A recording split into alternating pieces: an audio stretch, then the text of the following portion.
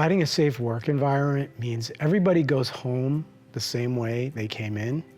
And it's also providing a culture of safety so that people feel comfortable about open communication. Education and lunch and learns that were provided to our workers, which really allow the workers to grow their knowledge on safety and how to make themselves safer on our job site, as well as taking that to other job sites. Putting in safe work plans every morning, so they're prepared and they're ready and they have the equipment they do to work safely every day. On this project, we implemented a process called Prevention Through Design, PTD.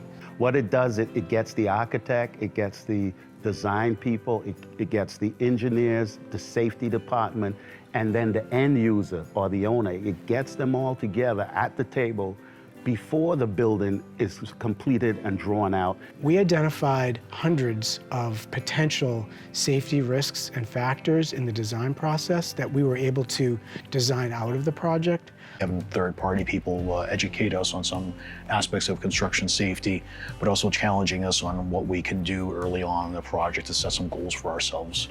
So we're looking at incidences before they become accidents. But this new concept of prevention through design, you're gonna put this all in the structure so everyone has the ability to be safe.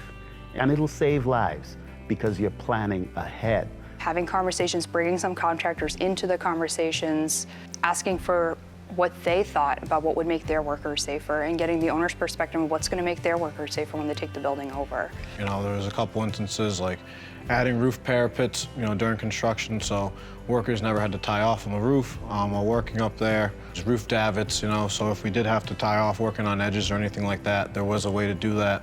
The collection of all these efforts, all these pieces led to, I think, the success of the safety culture we have on this project. Working through the COVID-19 pandemic really was something that we all had to pull together on in order to figure out how we were going to manage a situation that none of us had ever been in together. The challenge really was making sure that the environment was safe. It was surreal. Workers were social distancing. Workers were wearing masks and respirators. They weren't having meetings together. Everything was virtual. From a safety point of view, it was just a constant administrative challenge just to make sure that everybody understood the significance of what we were all going through as a global community and really getting them to embrace doing the right thing.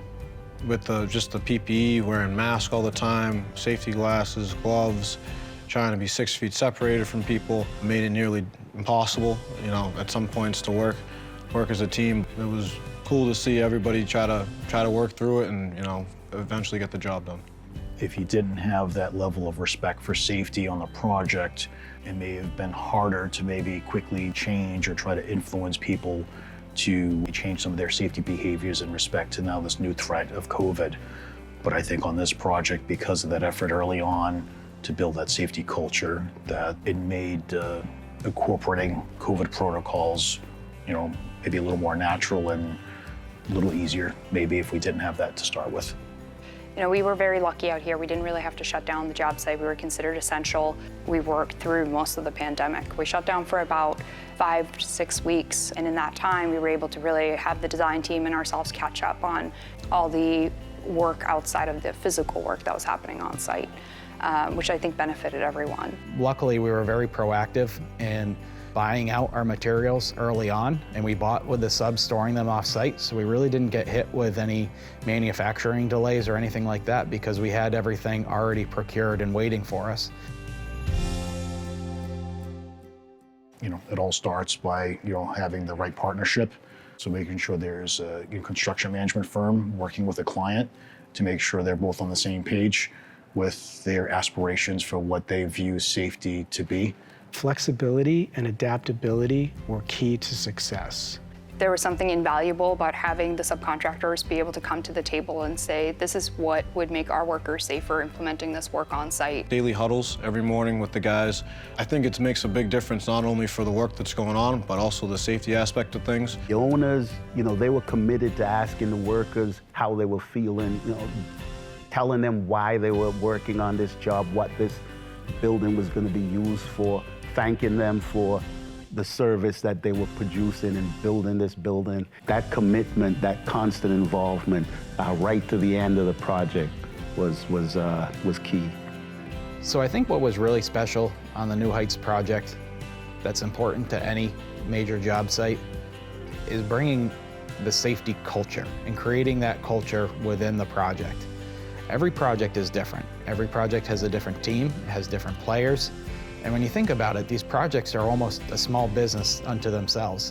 When you're talking about a large dollar volume, a large number of workers, it's almost like it's its own little factory, making a product being the building.